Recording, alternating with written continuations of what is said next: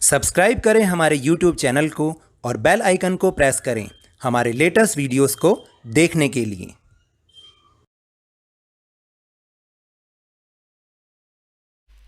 Hello and welcome to Lavneesh sir की class. ये शिक्षा निदेशालय राष्ट्रीय राजधानी क्षेत्र दिल्ली की वर्कशीट है, वर्कशीट नंबर 68, जो कि क्लास 6 to 8 के स्टूडेंट्स के लिए है। और यह वैसे तो जर्नल सब्जेक्ट की वर्कशीट है, क्योंकि 6 to 8 के लिए एक ही वर्कशीट है, लेकिन यह सोशल साइंस से ली गई है। तो आप इसे अपनी सोशल साइंस यानी एसएसटी की नोटबुक में कर सकते हैं।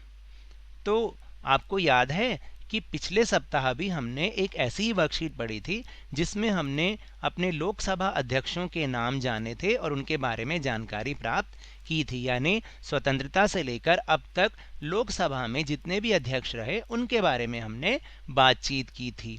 और अगर आपको याद हो तो उससे पहले हमने जो राष्ट्रपति जी रहे पूरे भारत के अब पिछले स्वतंत्रता से लेकर आज तक उनके बारे में पढ़ा था। तो आज हम किनके बारे में पढ़ेंगे?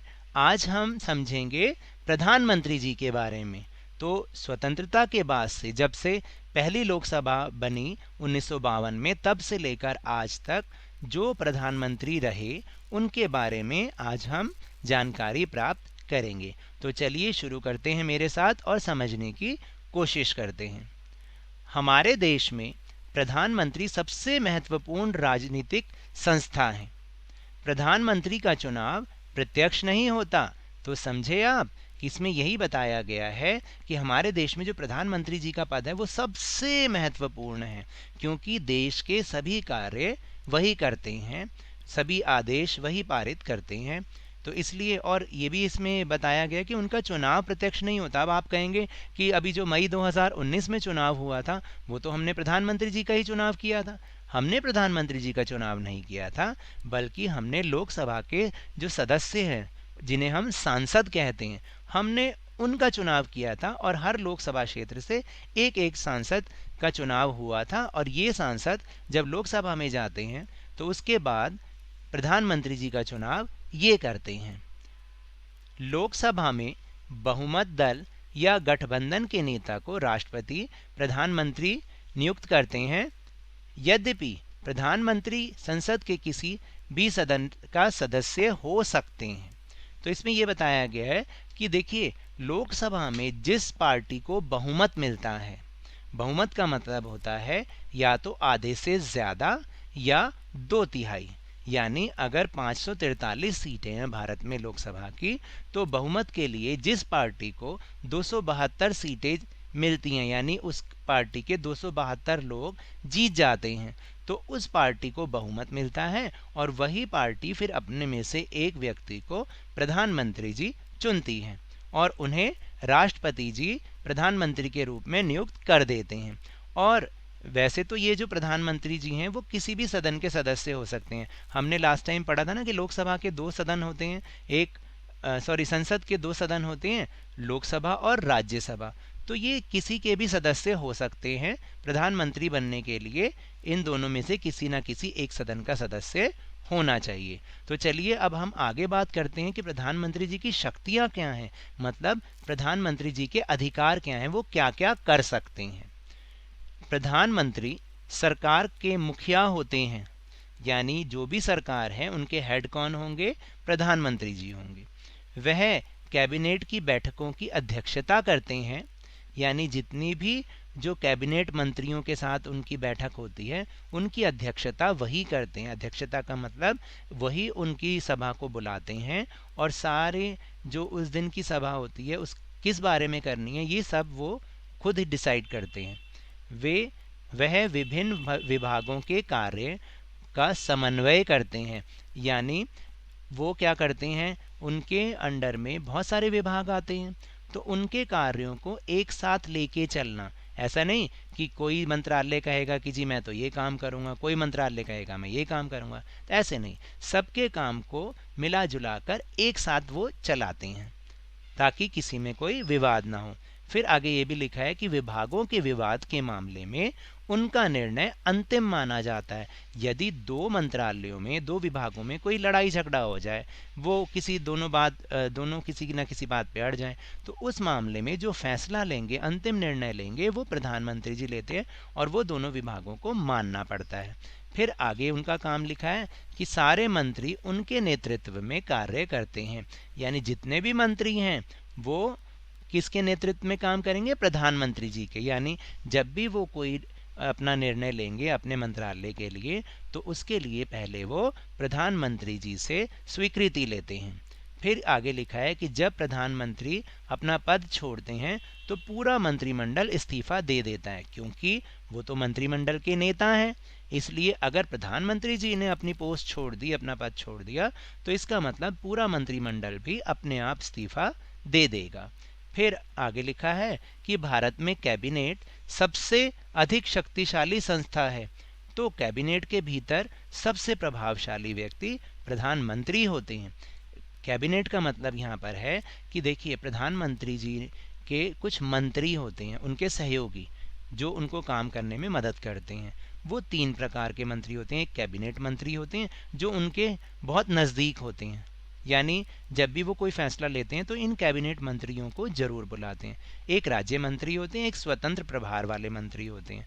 तो हमें अभी उसके बारे में नहीं समझना, हमें यही समझना है कि जो कैबिनेट मंत्री होते हैं, कैबिनेट मंत्री वो होते हैं जो कि देश में प्रमुख मंत्रालयों के अधिकारी होते हैं, प्रमुख होते हैं।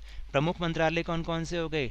रक्षा, विदेश मंत्रालय, गृह मंत्रालय, वित्त मंत्रालय, ये सारे इंपॉर्टेंट मंत्रालय हैं। तो इनके जो मंत्री होते हैं वो कैबिनेट मंत्री कहलाते हैं। तो अगर कैबिनेट मंत्री देश में सबसे अधिक शक्तिशाली होते हैं, तो उनमें भी जो और प्रभावशाली और शक्तिशाली होते हैं वो होते हैं हमारे प्रधानमंत्री जी।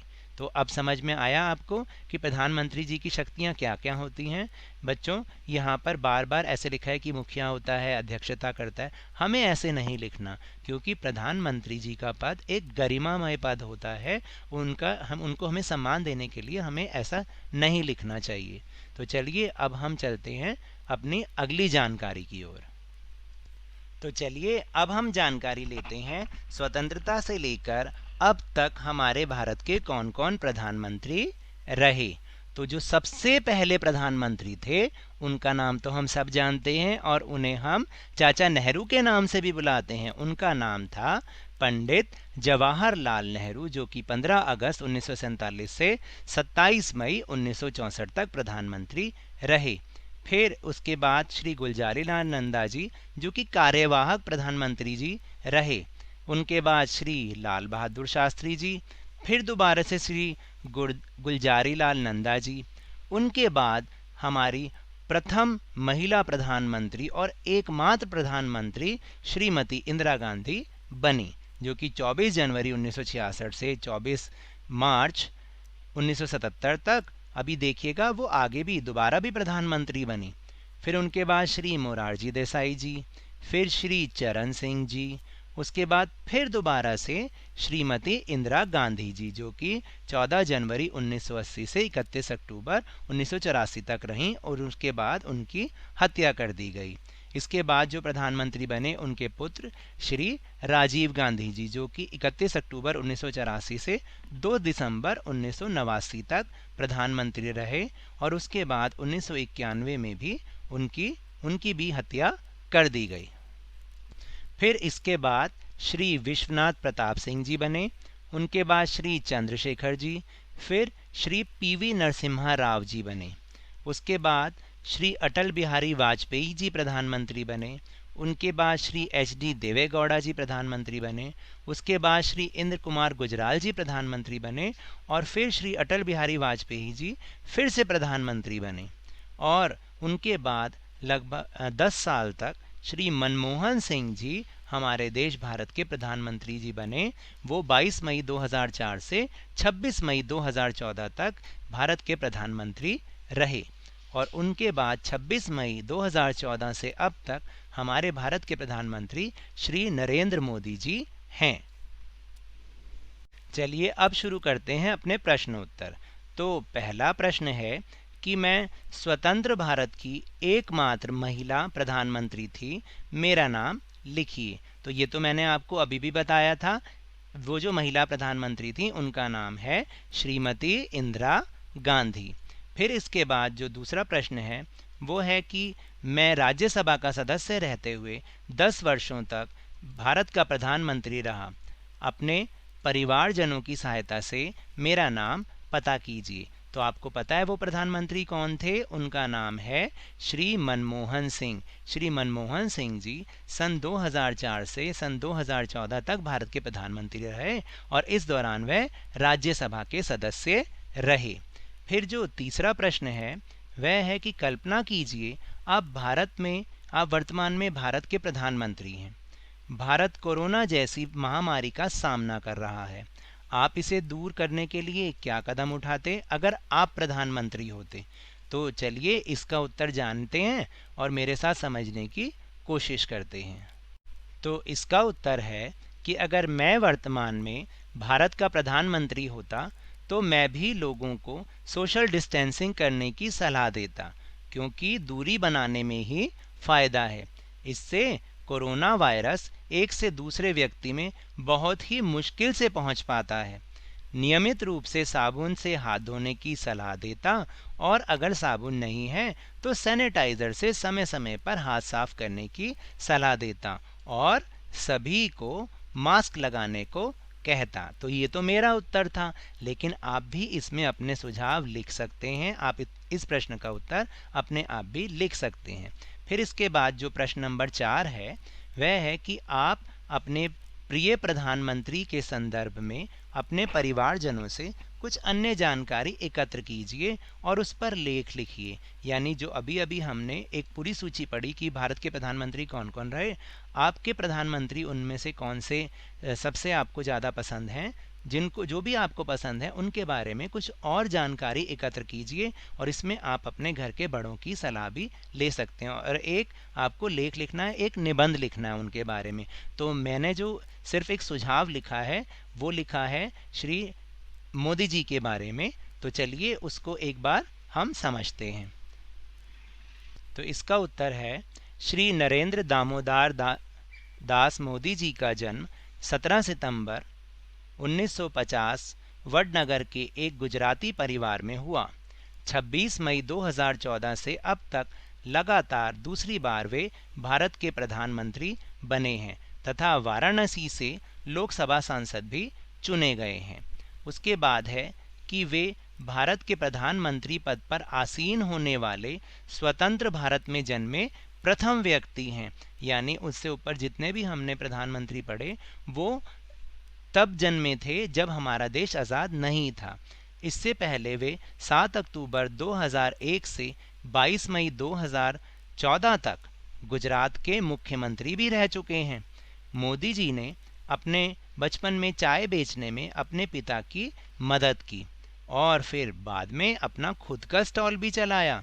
गुजरात भूकंप 2001 यानी जब भुज में भूकंप आया था उसके बाद जो गुजरात के तत्कालीन मुख्यमंत्री थे श्री केशुभाई पटेल, उनके असफल स्वास्थ्य और खराब सार्वजनिक छवि के कारण नरेंद्र मोदी जी को 2001 में गुजरात का मुख्यमंत्री नियुक्त किया गया। उनके नेतृत्व में भारत की प्रमुख विपक्षी पार्टी भारतीय जनता पार्टी ने 2014 का लोकसभा चुनाव लड़ा और 282 सीटें जीतकर अभूतपूर्व सफलता प्राप्त की। इसके बाद वर्ष 2019 में भारतीय जनता पार्टी ने उनके नेतृत्व में दोबारा चुनाव लड़ा और इस बार वे पहले से भी ज़्यादा बड़ी जीत उनको हासिल हुई। 30 मई 2019 को शपथ ग्रहण कर नरेंद्र मोदी जी लगातार दूसरी बार प्रधानमंत्री बने। श्री अटल बिहारी वाजपेयी जी की तरह नरेंद्र मोदी जी भी एक राजनेता और कवि हैं। वे गुजराती भाषा के अलावा हिंदी में भी देश प्रेम से ओत-प्रोत कविताएं लिखते रहते हैं। तो ये तो थी आज की वर्कशीट। अगर मेरे इस तरह समझाने से आपको थोड़ा सा भी समझ में आया हो तो इस चैनल को ज़्यादा से ज़्यादा सब्सक्राइब कीजिए, लाइक कीजिए और बहुत ही ज़्यादा शेयर कीजिए और मेरे साथ इसी तरह वर्कशीट को समझते रहिए, लेकिन ध्यान और मन लगाकर ज़रूर पढ़ते रहिए। धन्यवाद।